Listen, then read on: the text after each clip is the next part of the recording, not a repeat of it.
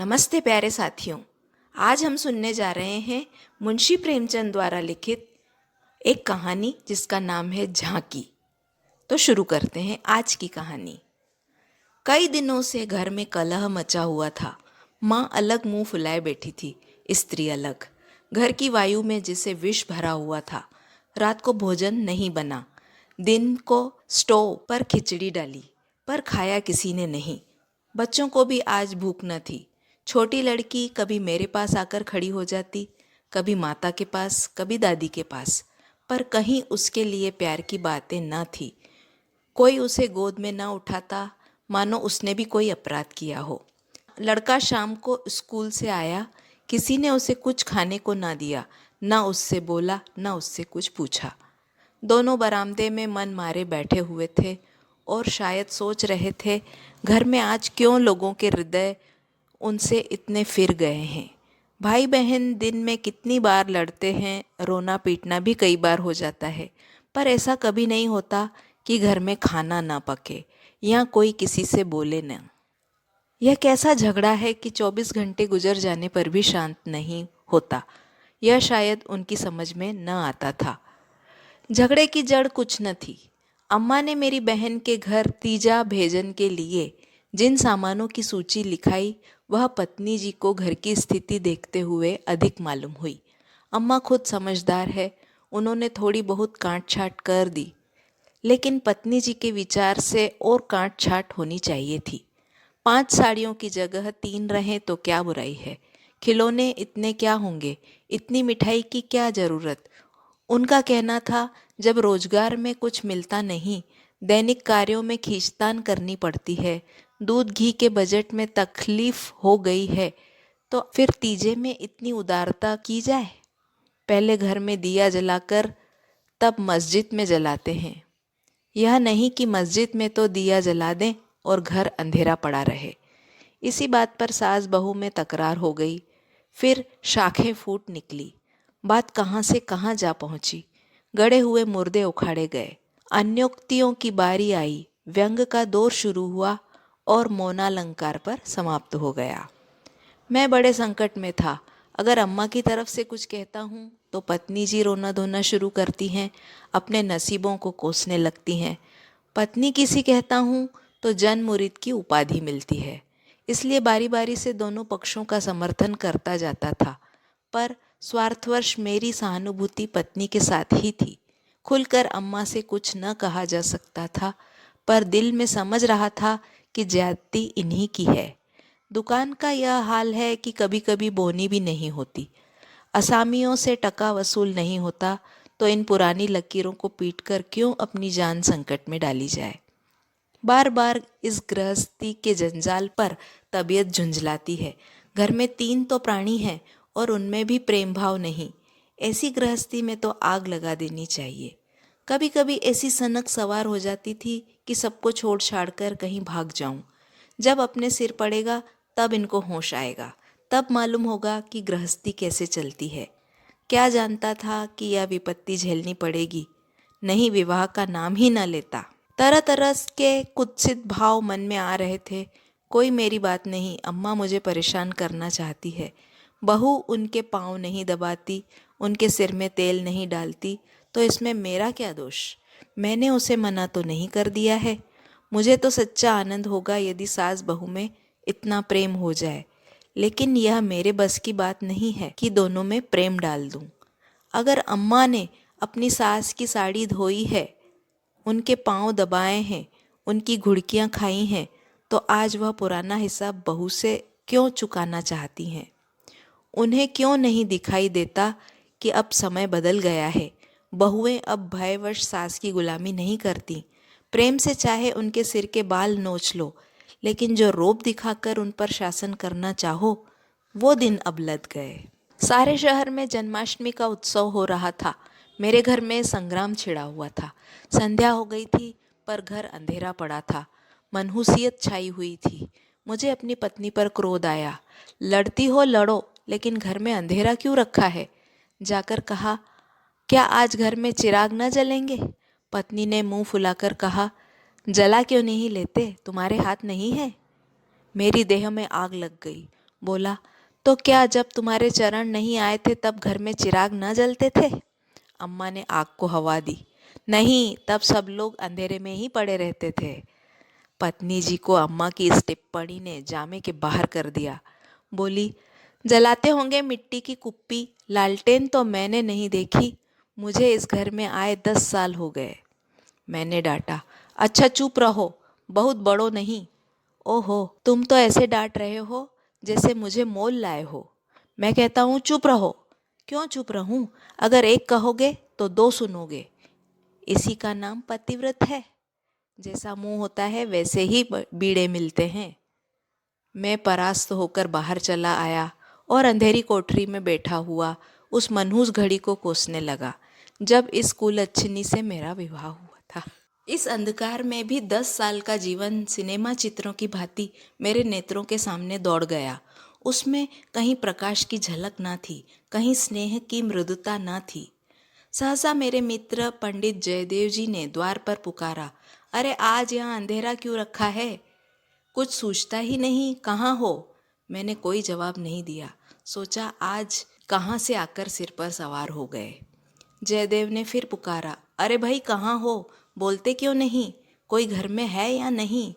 कहीं से कोई जवाब ना मिला। जयदेव ने द्वार को इतनी जोर से झंझोड़ा कि मुझे भय हुआ कहीं दरवाज़ा चौखट बाजू समेत ना गिर पड़े। फिर मैं भी बोला नहीं। उनका आना खल रहा था। जयदेव चले गए। मैंने आराम की सांस ली। बारे शैतान टला, नहीं घंटों सिर खाता। मगर 5 ही मिनट में फिर किसी के पैरों की आहट मिली और अब की टार्च के तीव्र प्रकाश से मेरा सारा कमरा भर उठा। जयदेव ने मुझे बैठे देखकर कुतूहल से पूछा, तुम कहाँ गए थे जी? घंटों चीखा, किसी ने जवाब तक ना दिया। यह आज क्या मामला है? चिराग क्यों नहीं जले? मैंने बहाना किया, क्या जाने मेरे सर में दर्द था। दुकान से आकर लेटे तो नींद आ गई। और सोए तो घोड़ा बेचकर, मुर्दों से शर्त लगाकर। हाँ यार, नींद आ गई। मगर घर में चिराग तो जलाना चाहिए था, उसका रिट्रेचमेंट कर दिया। आज घर में लोग व्रत से हैं, हाथ न खाली होगा। खैर चलो, कहीं झांकी देखने चलते हो। सेठ घूरेमल के मंदिर में ऐसी झांकी बनी है कि देखते ही बनता है। ऐसे ऐसे शीशे और बिजली के सामान सजाए हैं कि आंखें झपक उठती हैं। सिंहासन के ठीक सामने ऐसा फव्वारा लगा है कि उसमें से गुलाब जल की फुहारें निकलती हैं। मेरा तो चोला मस्त हो गया। सीधे तुम्हारे पास दौड़ा चला आ रहा हूँ। बहुत झांकियाँ देखी होंगी तुमने, लेकिन यह और ही चीज़ है। आलम फटा पड़ता है। सुनते हैं दिल्ली से कोई चतुर कारीगर आया है, उसी की ये करामात है। मैंने उदासीन भाव से कहा, मेरी तो जाने की इच्छा नहीं है भाई, सिर में जोर का दर्द है। तब तो जरूर चलो, दर्द भाग न जाए तो कहना। तुम तो यार बहुत दिक करते हो। इसी मारे में चुपचाप पड़ा था कि किसी तरह यह बला टले, लेकिन तुम सिर पर सवार हो गए। कह दिया मैं ना जाऊंगा, और मैंने कह दिया मैं जरूर ले जाऊंगा। मुझ पर विजय पाने का मेरे मित्रों को बहुत आसान नुस्खा याद है। यूँ हाथापाई, धींगा मुश्ती, ढोल धप्पे, मैं किसी से पीछे रहने वाला नहीं हूँ, लेकिन किसी ने मुझे गुदगुदाया और परास्त हुआ। फिर मेरी कुछ नहीं चलती। मैं हाथ जोड़ने लगता हूँ, घिघियाने लगता हूँ और कभी कभी रोने भी लगता हूँ। जयदेव ने वही नुस्खा आजमाया और उसकी जीत हो गई। संधि की वही शर्त ठहरी कि मैं चुपके से झांकी देखने चलूं। सेठ घूरेलाल उन आदमियों में से हैं जिनका प्रातः को नाम ले लो तो दिन भर भोजन ना मिले। उनके मक्खी चूस पने की सैकड़ों ही दंत कथाएं नगर में प्रचलित हैं। कहते हैं एक बार मारवाड़ का एक भिखारी उनके द्वार पर डट गया कि कुछ भिक्षा लेकर ही जाऊंगा। सेठ जी भी अड़ गए कि भिक्षा ना दूंगा, चाहे कुछ भी हो। मारवाड़ी उन्हीं के देश का था। कुछ देर तो उनके पूर्वजों का बखान करता रहा, फिर उनकी निंदा करने लगा। अंत में द्वार पर लेट गया। सेठ जी ने रत्ती भर परवाह नहीं की। भिक्षुक भी अपनी धुन का पक्का था। सारा दिन द्वार पर बेदाना पानी पड़ा रहा और अंत में वहीं मर गया। तब सेठ जी पसीजे और उसकी क्रिया इतनी धूमधाम से की कि बहुत कम किसी ने की होगी। भिक्षुक का सत्याग्रह सेठ जी के लिए वरदान हो गया। उनके अंतःकरण में भक्ति का जिससे स्रोत खुल गया, अपनी सारी संपत्ति धर्मार्थ अर्पण कर दी। हम लोग ठाकुरद्वारे में पहुँचे तो दर्शकों की भीड़ लगी थी। कंधे से कंधा छिलता था। आने और जाने के मार्ग अलग थे, फिर भी हमें आधा घंटे के बाद भीतर जाने का अवसर मिला। जयदेव सजावट देख देख कर लोटपोट हुए जाते थे, पर मुझे ऐसा मालूम होता था कि इस बनावट और सजावट के मेले में कृष्ण की आत्मा कहीं खो गई है। उनकी वह रत्न जड़ित बिजली सी जगमगाती मूर्ति मेरे मन में ग्लानि उत्पन्न हुई। इस रूप में भी प्रेम का निवास हो सकता है? मैंने तो रत्नों में दर्प और अहंकार ही भरा देखा है। मुझे उस वक्त यही याद ना रही कि यह एक करोड़पति सेठ का मंदिर है और धनी मनुष्य धन में लौटने वाले ईश्वर की ही कल्पना कर सकता है। धनी ईश्वर में ही उसकी श्रद्धा हो सकती है। जिसके पास धन नहीं, वह उसकी दया का पात्र हो सकता है, श्रद्धा का कदापि नहीं। मंदिर में जयदेव को सभी जानते हैं, उन्हें तो सभी जगह सभी जानते हैं। मंदिर के आंगन में संगीत मंडली बैठी हुई थी। केलकर जी अपने गंधर्व विद्यालय के शिष्यों के साथ तंबूरा लिए बैठे थे। पखावज, सितार, सरोद, वीणा और जाने कौन कौन बाजे, जिनके नाम भी मैं नहीं जानता, उनके शिष्यों के पास थे। कोई गीत बजाने की तैयारी हो रही थी। जयदेव को देखते ही केलकर जी ने पुकारा। मैं भी तूफेल में जा बैठा। एक क्षण में गीत शुरू हुआ, समा बंध गया। जहाँ इतना शोरगुल था कि तोप की आवाज़ भी ना सुनाई देती, वहाँ जैसे माधुर्य के उस प्रभाव ने सब किसी को अपने में डुबो लिया। जो जहाँ था वहीं मंत्र मुग्ध सा खड़ा था। मेरी कल्पना कभी इतनी सचित्र और सजीव न थी। मेरे सामने न वह बिजली की चकाचौंध थी, न वह रत्नों की जगमगाहट, न वह भौतिक विभूतियों का समारोह। मेरे सामने वही यमुना का तट था, गुल्मलताओं का घूंघट मुंह पर डाले हुए। वही मोहिनी गौएं थी, वही गोपियाँ की जल क्रीड़ा, वही वंशी की मधुर ध्वनि, वही शीतल चांदनी और वही प्यारा नंदकिशोर, जिसकी मुख छवि में प्रेम और वात्सल्य की ज्योति थी, जिसके दर्शनों से ही हृदय निर्मल हो जाते थे। मैं इसी आनंद विस्मृति की दशा में था कि कंसर्ट बंद हो गया और आचार्य केलकर ने एक किशोर शिष्य ने ध्रुपद आलापना शुरू किया। कलाकारों की आदत है कि शब्दों को कुछ इस तरह तोड़ मरोड़ देते हैं कि अधिकांश सुनने वालों की समझ में नहीं आता कि क्या गा रहे हैं। इस गीत का एक भी शब्द मेरी समझ में ना आया, लेकिन कंठ स्वर में कुछ ऐसी मादकता भरा लालित्य था कि प्रत्येक स्वर मुझे रोमांचित कर देता था। कंठ स्वर में इतनी जादू भरी शक्ति है, इसका मुझे आज कुछ अनुभव हुआ। मन में एक नए संसार की सृष्टि होने लगी, जहाँ आनंद ही आनंद है, प्रेम ही प्रेम, त्याग ही त्याग।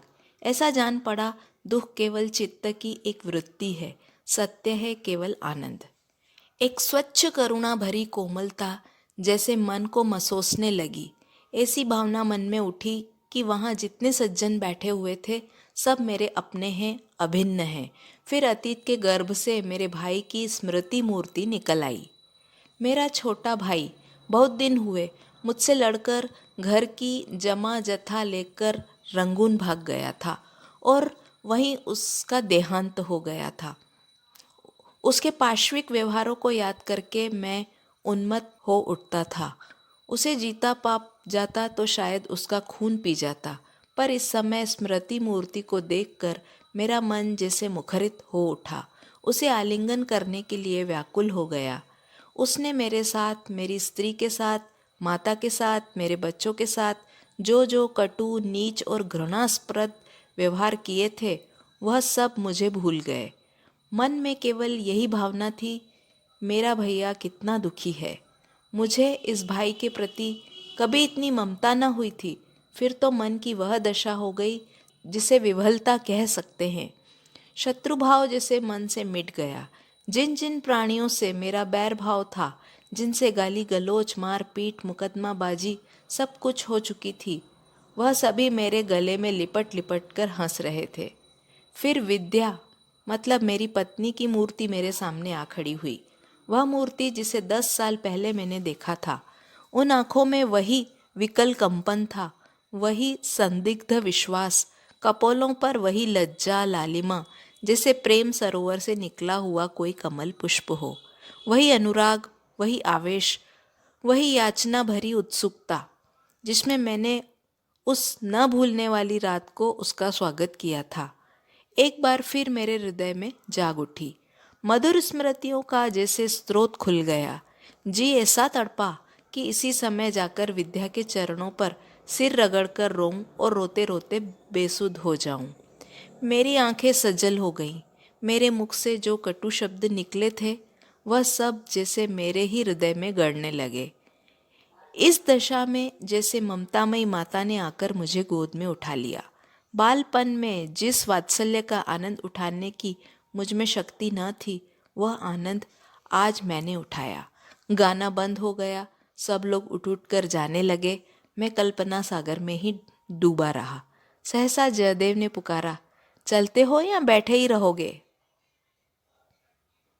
तो ये थी आज की कहानी। कैसी लगी ज़रूर बताएं।